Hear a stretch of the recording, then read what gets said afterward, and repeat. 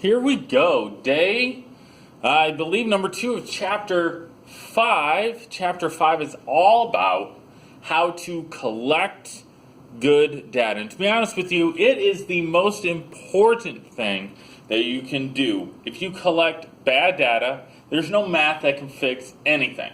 So let's talk about ways that people use to collect data. Number 1 is a fantastic way to collect data. This is a simple random sample. The definition is everyone has an equal chance at being selected. If I want to pick people at Elkhart Central and I want to find out what percent of people, let's say, are going to prom.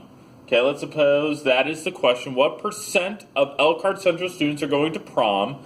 Then this one would be something like I would put everybody's name in a hat, mix up the hat, and pick out 100 names, and go ask those people, are you going to prom?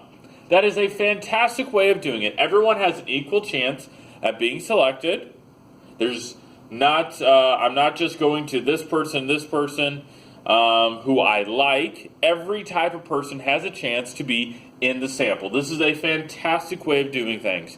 Most of the time, if this is possible, it is a great way of doing it. And we'll talk more about it later. A stratified random sample is also a good way of doing it. Now, for our example of Elkhart Central students who are going to prom, we might want to ask, hey, we want to break it up.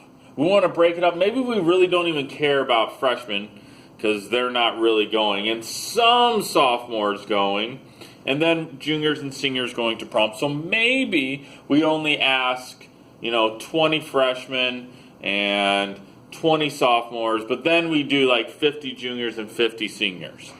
So the example of this would be putting every freshman's name in a hat and randomly drawing like 20 out. And then doing it for sophomores, juniors, and seniors. Randomly picking some from each group. Because sometimes we want to guarantee that we get some from every single group. That is a stratified random sample where every group has some people randomly selected out of it. This can also be a fantastic way of doing it. It's still random, but it guarantees that each group of people gets gets data from every group of people. The last one, this is rarely good. Rarely good. It is just picking one group, like going to one advisory class and saying, hey, are you guys going to prom? And only looking at that one group. That's a terrible way in most cases. In some cases, it could be okay, but most of the time, a cluster sample is really bad because do you think one advisory is a good representation of everybody? No. It probably only has 1 or 2 types of people in it, and that can be really, really bad.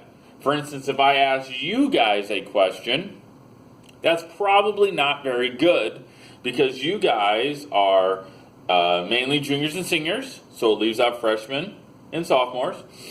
You guys are in AP, so you are good students, so that leaves out students that aren't as good.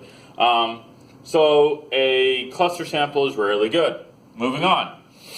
How do you use in our calculator? We will use this from time to time. It won't be on the AP test, okay? But I will show you how to do it on your calculator. If you have questions on how to do it, I'll be more than happy to show you again. But I thought I'd show you because it's not that hard. If you turn your calculator on, you hit the math button, and you go over to PRB, and you go down to number 5. Let's suppose we need to pick a random person. Okay, we give each person a number, but we want to pick a random number between 1 and 50. We go 1, comma, 50, hit enter, and there we get it. Then we hit enter again, and we keep going on. Now, in this case, there does seem to be a problem. Our calculator does have repeats with it, okay? So we have to be aware of that, and we'll talk about that later. But there it is. It's the random integer thing on your calculator, and if you ever need to use it, I'd be more than happy to show you, but I thought I'd show you. Back to the notes. Typically on an AP test, they'll ask you, have a beautiful paragraph, and the paragraph will say, hey, we are trying to collect some information from people, a group of 50 people, and we don't want to ask all 50 people a question or have them fill out a survey, so we only want to ask 10 people to fill out the survey. So how do we randomly select? It would be part A, and then they'd have part B and C on the test, but how do you randomly select 10 people to take a survey? Step 1, give every person a number, 1 through 50. So assign every person a number. Number 2, you have to randomly pick 10 people using a calculator or a random number generator or something. You randomly pick 10 different unique numbers. If you get a repeat, you keep going until you get 10 different ones. You have to use a phrase like 10 different numbers or unique numbers. I like to use both because it overemphasizes the fact that I need 10 different numbers. And then the last one is the action step. Have those 10 people fill out the survey. So those kind of are the 3 parts. Give every person a number, or you could say have every person put their name into a hat. Then you have to say I need 10 different unique numbers. If you use the hat example, then you need to say, hey, we need to make sure to mix up the hat. We need to mix up the hat, and this guarantees that we get randomness. And then the action step. Whatever you want those 10 people to do, make sure you write that down. Moving on. So that's how you randomly select things. Moving on. Some warnings. Okay? What do we not want to have happen? What do we not want to have happen? The goal in using random selection is that we don't want to you have undercoverage, which is a miss part of the population. Yeah, I have an example up there with phone calls. Phone calls might not be a good way to poll people to see their opinion on who they're going to vote for. Nowadays, there are so many people that do not have a listed phone number. You can't find it. You can't randomly. A long time ago, when they had landline phones, you could randomly do some number generating and randomly get people. But nowadays, with cell phones, it's very, very difficult to get a hold of people. So you're going to miss out on part of the population. If I, undercoverage, let me think. What's another example of undercoverage? If I only talk to certain people at a certain time of day, if I only make phone calls at 3 in the afternoon, then I'm going to be missing people that are working. I'm going to be missing people that are busy at that time. So we don't want to leave people out. So that's what undercoverage is. Non-response is like an email survey. If you send an email out, I think it just happened recently where you had a student survey. That can be a problem, but people don't answer.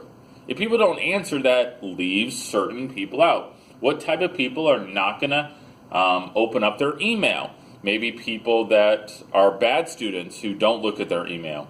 Maybe students that are really, really busy.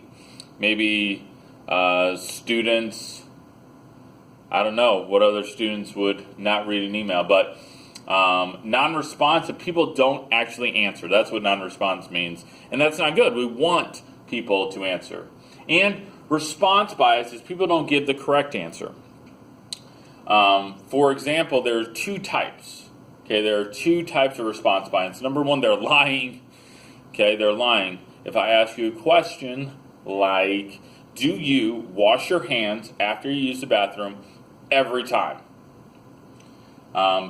People are probably going to lie about that and just say yes because they want to make you happy, and it looks bad if you don't wash your hands. Another way response bias could be bad is that people think they know the right answer, but it's not actually true. Like, how much money do your parents make in a year? Maybe you think they make $350,000. Maybe that's true, maybe it's not, but people could give not accurate numbers even though they think they're telling the truth.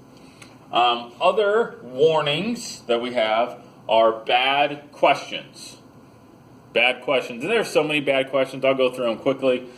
Should good, concern-loving dog owners vaccinate their pets? This is kind of a leading question saying that you should vaccinate your pets.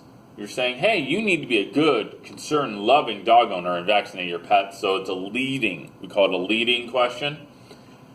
How happy or unhappy are you with the rate of current school board funding and the Common Core curriculum? This is a bad question because there's two parts. Do you maybe a person likes this but doesn't like that. So it's a bad question. You need to ask, how happy are you with the current school board funding? Next question, how happy are you with the curriculum? Don't put two questions in one. Other bad questions, do you always shower before bed? Using this word always doesn't really help you. Do you believe or do you not believe that the Holocaust never happened? This is poorly worded because there's a bunch of negatives in the response. There's a not there and a never there. It's just a poorly grammatically written question. And there's my joke and comic for the day. Hopefully that helps you. We will see you later.